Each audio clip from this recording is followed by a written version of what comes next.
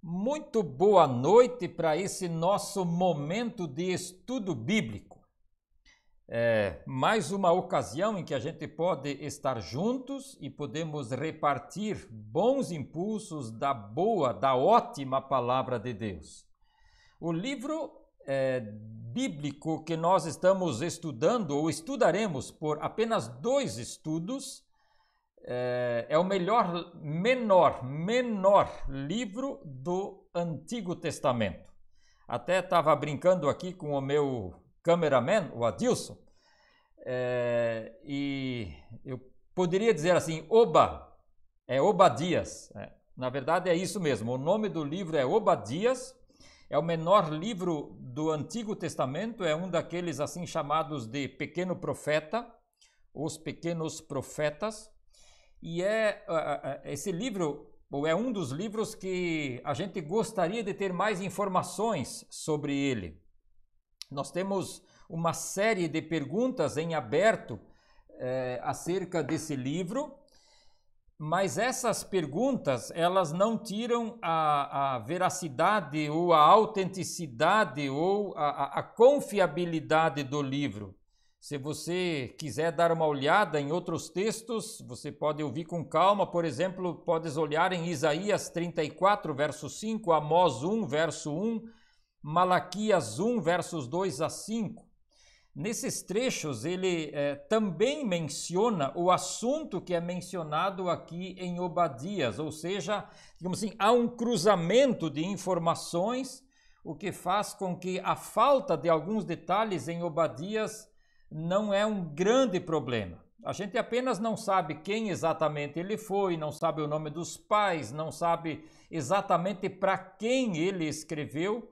Alguns outros livros dos profetas, eles são mais claros nessa questão.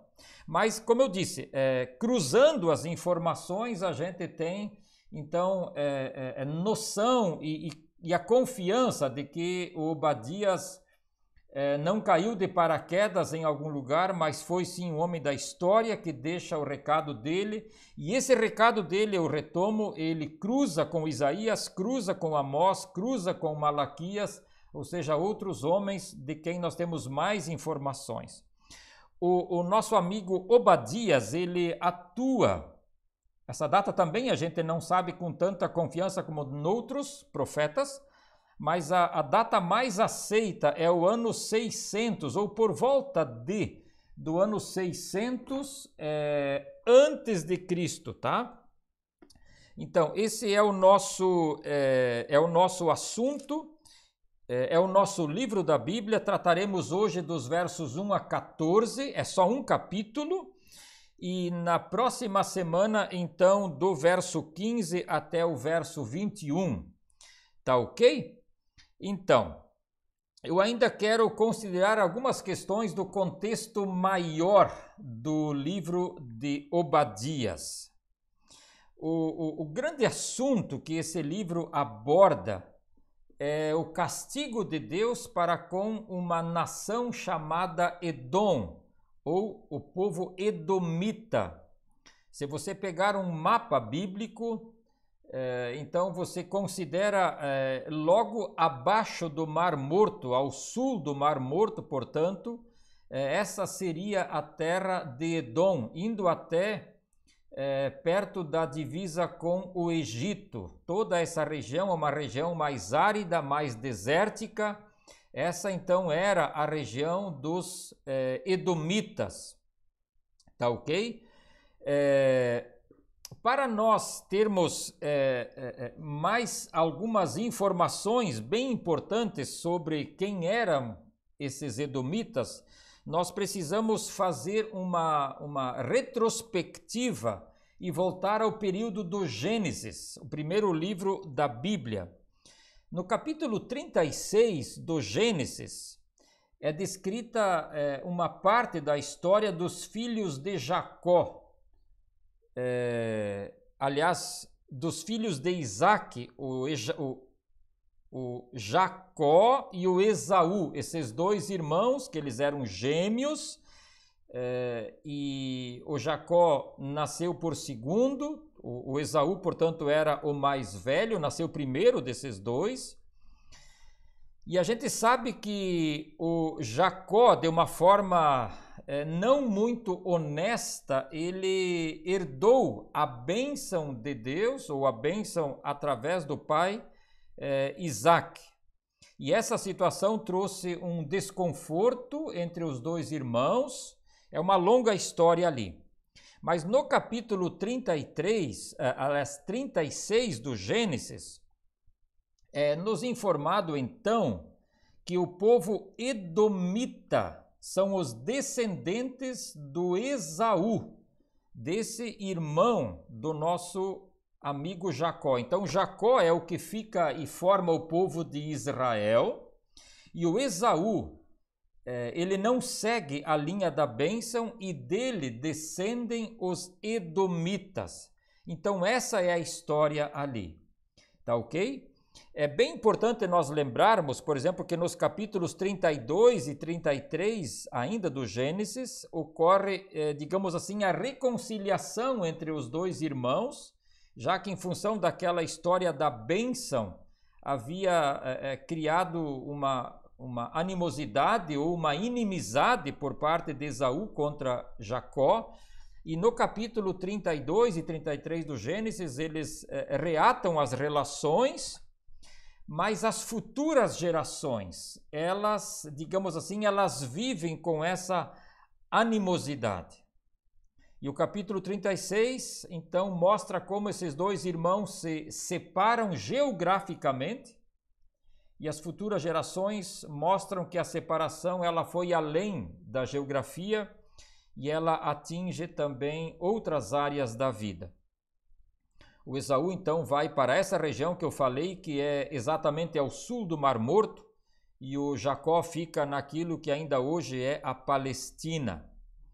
Mais uma informação importante é a seguinte: passados cerca de 5 séculos dessa situação que eu descrevi agora, os descendentes do Jacó estão saindo do Egito e indo na direção da terra que Deus havia lhes prometido. No Egito eles ficaram por 430 anos, aí tem mais um período que eles atravessam o deserto, e vai bater lá pertinho dos 500 anos.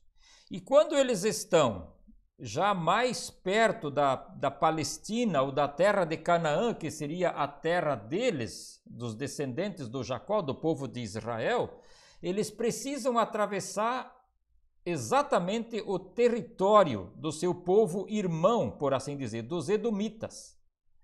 E ali tem um probleminha. Os edomitas, o rei edomita da época não permite que eles atravessem a terra, e essa história nós temos em Números capítulo 20, você pode conferir lá essa história a partir do verso 14, Números 20, verso 14 em diante.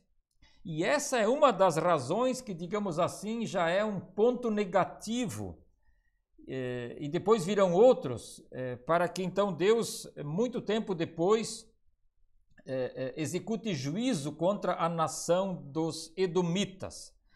Durante o período do rei Davi e outros reis ainda da nação de Israel, vão surgir outras situações de conflito e complexas ali entre Israel e Edom, ou entre os israelitas e os edomitas. Você pode conferir, por exemplo, 2 Samuel 18, verso 13, 2 Crônicas 28, 17, e se você é leitor assíduo da Bíblia, você pode prestar atenção em outras leituras ali dos livros dos reis, também alguma coisa no livro de Juízes, aparecem algumas situações então. Ok, isso a título de informações ao redor da história dos edomitas e da história do nosso amigo Obadias. Já disse antes, nós temos 14 versos pela frente agora. Verso 1, onde Deus diz através do profeta Obadias, visão de Obadias. Assim diz o soberano, o Senhor, a respeito de Edom. Nós ouvimos uma mensagem do Senhor, um mensageiro foi enviado às nações para dizer: levantem-se, vamos atacar Edom. fica muito claro, está evidenciado que Deus está revelando o que ele pretende fazer com os edomitas, com o povo de Edom. Mas no final do nosso estudo virão outras informações bem mais claras, aliás, informações essas que não fazem parte do texto sagrado, fazem parte da história extra-bíblica. Enfim, Deus está publicando, está soltando no diário oficial do céu, eu diria assim, através do profeta Obadias, do que Deus está para fazer com os edomitas, e ele diz que ele vai reunir as nações para executar o seu juízo. Ou seja, Deus, já falamos sobre isso quando estudamos Miqueias, Deus usa nações, e muitas vezes nações também perversas, para, por meio dessas nações, usá-las como uma espécie de chicote para trazer disciplina e juízo para outras nações. Isto foi assim na história do Antigo Testamento, é assim na história das nações, e aquelas nações que executaram o juízo de Deus, elas também não ficaram incólumes, elas também passaram pelo juízo de Deus de uma outra forma, em outros tempos, onde Deus usou outras circunstâncias ou nações. Então isso tem que ficar claro para nós, de que Deus é o Senhor da história, Deus é o soberano, e as nações não têm motivo nenhum de se orgulharem e de se tornarem arrogantes e soberbos, que aliás era a marca de Edom. A soberba e a arrogância deles finalmente fizeram com que Deus fosse fazer um acerto de contas com eles. Tá ok? O verso 2, ele evidencia essa soberania de Deus quando ele diz: veja, eu tornarei você pequeno entre as nações, será completamente desprezado. Claro, se compararmos com o nosso país, que é um país continental, como se diz, Edom era um paizinho muito pequeno. Mas para aquele tempo e dada a configuração político-geográfica da época, Edom sim era um lugar relevante na história daqueles dias. E é dentro desse contexto que Deus diz: tornarei você pequeno entre as nações, será completamente desprezado. Uma localidade, um país, um reino que tinha lá sua relevância, sua importância, Deus diz: o teu tempo de relevância, o teu tempo de importância terminou. Quem já foi motivo de vanglória, quem já foi motivo de acharem-se de alguma maneira intocáveis, eles agora verão o fim de sua glória. Os versos 3 e 4, então, evidenciam com todas as letras, por assim dizer, qual o motivo de Deus derramar ali o seu juízo. A arrogância do seu coração o tem enganado, diz Deus. Você que vive nas cavidades das rochas e constrói sua morada no alto dos montes, você que diz a si mesmo: quem pode me derrubar? Ainda que você suba tão alto como a águia, diz Deus, e faça o seu ninho entre as estrelas, dali eu o derrubarei, declara o Senhor. E aqui a gente consegue também, através desses versos, ter uma noção, quando a gente conhece então outros detalhes da história, onde e como eram as cidades, ou pelo menos parte das principais cidades, ou da cidade principal dos nossos amigos, ou enfim, dos edomitas. Ele fala ali que das cavidades das rochas, você que vive nas cavidades das rochas. Se você quer ter uma noção disso, dá uma olhadinha na internet aí e pesquisa alguma coisa da cidade de Petra. A cidade de Petra, ela é talvez 200 anos, mais ou menos 300 anos mais nova do que essa situação descrita por Obadias. E essa cidade de Petra, ela foi esculpida nas rochas. Mas aqui, pelo que o texto diz, isso já acontecia, já tinha nesse tempo alguma coisa nessa direção.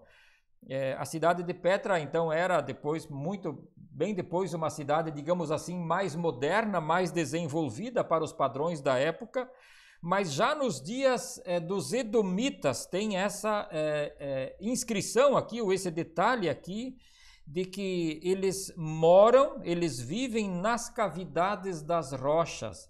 Então já tem evidências aqui. Depois ele diz ainda também que eles estão morando lá nos lugares onde a águia eventualmente faria o seu ninho, ainda que você suba tão alto como a águia e faça o seu ninho entre as estrelas. A gente sabe que a águia, ela punha os seus ovos, fazia os seus ninhos, enfim, em rochedos, em penhascos, e são nesses lugares que os edomitas moram. E aí Deus diz, olha, pode isso ser inalcançável para um exército, pode ser que o lugar onde vocês conseguem e conseguiram se instalar, se estabelecer enquanto cidade, e isso é um lugar que uma outra nação não consegue, um exército não consegue derrubar vocês, mas Deus diz, eu tiro vocês de lá. Essa é a situação. E aí a gente é lembrado também, por exemplo, do Salmo 139, que assim que eu li essa passagem, eu lembrei dessa anotação do Salmo 139, versos 7 e 8, onde ele diz assim, para onde poderia eu escapar do teu espírito? Para onde poderia fugir da tua presença? Se eu subir aos céus, lá estás. Se eu fizer a minha cama na sepultura, também lá estás. Se eu subir nas asas da alvorada e morar na extremidade do mar, mesmo ali a tua mão me guiará e me susterá. Ou seja, o autor do Salmo está dizendo que não tem um lugar onde Deus não saiba, onde Deus não chega. E os edomitas, eles julgavam-se seguros pela localização de sua cidade. E foi essa arrogância, foi essa falsa garantia que fez com que Deus também agisse contra eles, porque diante de Deus ninguém pode e ninguém deve se orgulhar. Isso não é para que a gente tenha medo, mas sim para que a gente tenha temor. Temor e medo na Bíblia não é a mesma coisa. Temor na Bíblia é a consideração de que eu vou prestar contas com a minha vida para Deus. E os edomitas, eles não tinham mais temor de Deus, porque a segurança deles, assim eles diziam, estava naquilo que eles tinham, naquilo que eles tinham construído. Essa era a segurança deles. E aí a gente tem que lembrar de algumas passagens da Bíblia, como é estudo bíblico, você pode fazer essa reflexão. Eu lembro 3 passagens. Por exemplo, a primeira, Gênesis 11, a história da Torre de Babel. Olha só, aquela nação ou aqueles moradores lá primitivos da terra, eles queriam fazer uma torre para tornar o seu nome inesquecível sobre a face da terra. E Deus diz, eu vou confundi-los. Provérbios 16, 11 diz que o orgulho precede a ruína. Dá uma olhada com mais tempo nisso lá. Provérbios 16, 18 e 19, eu acho até que falei Provérbios 16, 11, mas é Provérbios 16, 18, o orgulho precede a ruína. E em 1 Pedro 5,5, o Novo Testamento diz, o apóstolo Pedro diz que Deus resiste aos soberbos, Deus se opõe aos soberbos. E certamente, meu amigo, você já viu famílias poderosas terminarem famílias e pessoas simples. Certamente você já viu empresas grandes, ricas, poderosas terminarem e virarem museu. Isso nas nossas cidades, por aí, nós temos muito disso daqui. Também, inclusive, em nossa pequena Pomerode tem histórias assim. Ou seja, quantas vidas, quantas situações de soberba, elas terminam em nada, terminam na pobreza. E a gente não deve esquecer disso. Eu digo mais uma vez, isso não é para que a gente tenha medo, mas isso é para que a gente tenha temor. E considere de que as nossas garantias, elas são vento, ou elas podem ser levadas pelo vento. Um passinho adiante, verso 4, aliás, nós já tratamos dessas questões aqui, versos 5 e 6, eu me equivoquei ali. Ele traz uma outra situação quando ele descreve que se ladrões o atacassem, se saqueadores viessem a você, eles iriam roubar apenas o necessário, aquilo que eles têm interesse de levar embora. O verso 6 diz que mesmo que eles fossem pilhados, saqueados, alguma coisa sempre ficaria ainda. Mas aquilo que Deus vai fazer com eles, aquilo não vai ficar pedra sobre pedra. Deus vai fazer uma limpa. Se houvesse uma situação de roubo, eu me equivoquei antes aqui. No final do verso 5, ele menciona uma questão onde faz referência às colheitas deles, onde geralmente eles deixavam alguma coisa para trás. E aí no verso 6, então, ele diz que Deus iria fazer uma pilhagem completa, um saque completo, e não sobraria pedra sobre pedra. Então essa é a situação. Mesmo que numa situação de roubo ou de colheita, ficaria alguma coisa para trás, mas Deus está dizendo: quando eu agir na vida de vocês, até os tesouros escondidos vão ser levados embora. O verso 7 descreve uma outra situação desesperadora, onde as nações amigas, onde os povos com quem eles tinham parcerias de amizade e relação econômica, e enfim, né? Onde eles tinham algum tipo de compartilhar as coisas da vida e boas relações sociais e políticas, essas nações iriam trair Edom. O que Deus quer dizer, o que o profeta quer dizer com isso? Aquelas gentes, aqueles povos, aquelas nações em quem vocês confiam, que poderiam, no imaginário de vocês, dar suporte para vocês, pois bem, essas nações vão puxar o tapete de vocês. Ele diz ali, eles vão enganar vocês, eles vão armar ciladas com vocês.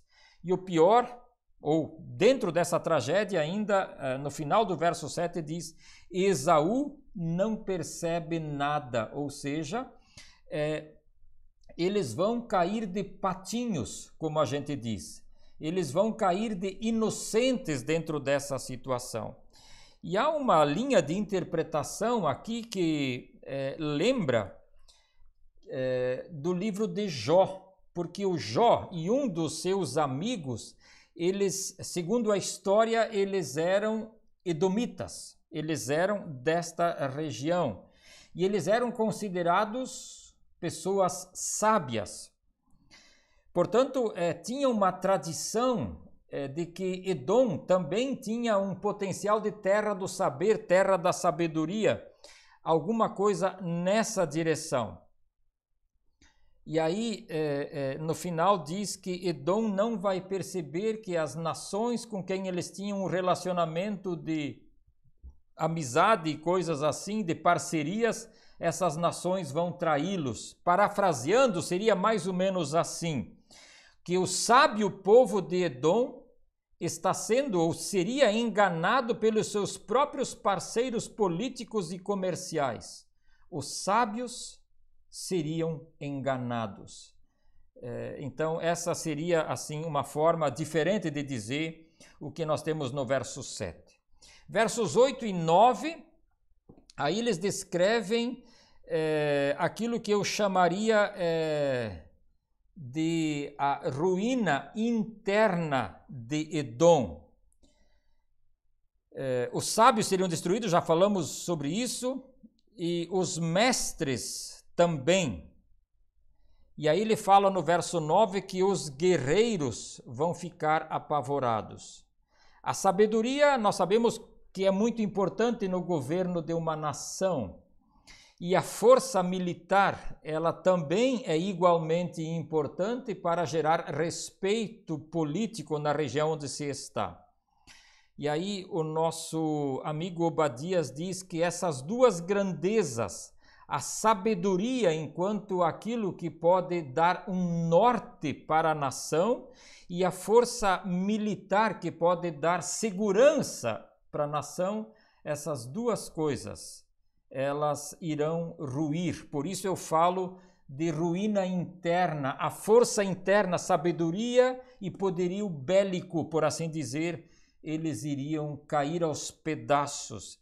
Enfim, o que a gente está vendo, tudo aquilo que Edom julgava seguro, as moradias deles, nos penhascos, Deus diz, eu chego lá, eu tiro vocês de lá. As parcerias e as alianças políticas e econômicas, Deus diz, eu tiro vocês dali também. Elas não são garantia.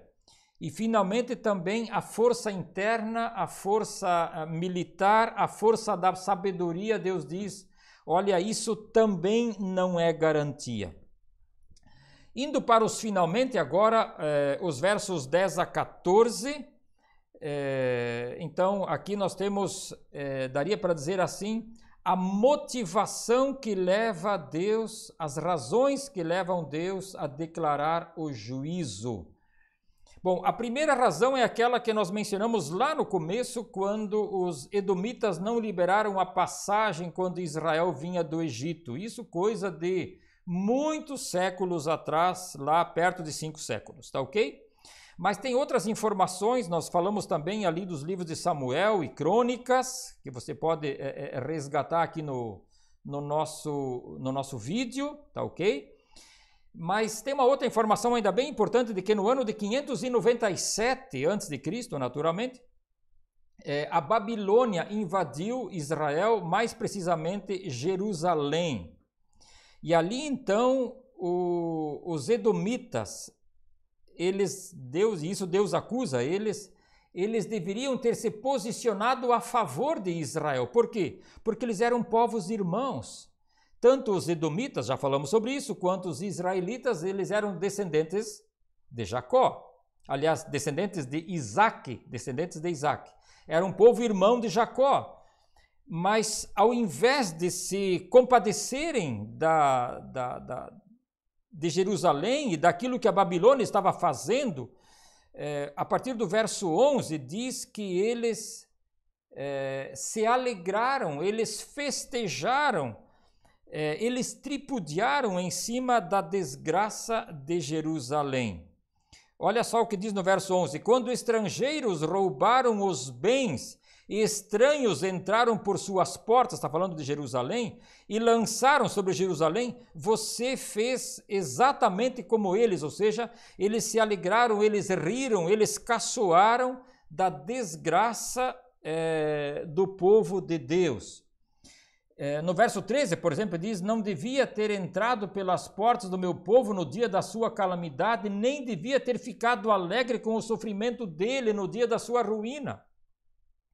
Então Deus está dizendo, olha, pelo fato de vocês terem se alegrado com a desgraça alheia, eu não posso mais tolerar a existência de vocês. Enfim, esse é o nosso texto. É um texto semelhante aos textos que nós tratamos de Miqueias. É um texto de caráter duro, onde tem juízo, mas o que a gente é chamado, e a gente é chamado exatamente para essa questão de não ter medo de Deus, mas termos temor de Deus. A gente é chamado para não confiarmos, a exemplo de Edom, nas seguranças que a gente tem, mas de nós nos entregarmos e confiarmos no Senhor. A gente é lembrado também de que rir dos outros, rir da desgraça alheia, isto ofende o Criador. E Deus não quer isso de ninguém de nós. Então aqui a gente é chamado para se colocar humildemente sob a mão de Deus. A gente é chamado para o temor de Deus, para uma vida de acordo com a sua boa vontade. Que Deus te abençoe na reflexão e no remoer esses textos bíblicos e esta verdade da palavra de Deus. Que Deus te abençoe. Um grande abraço.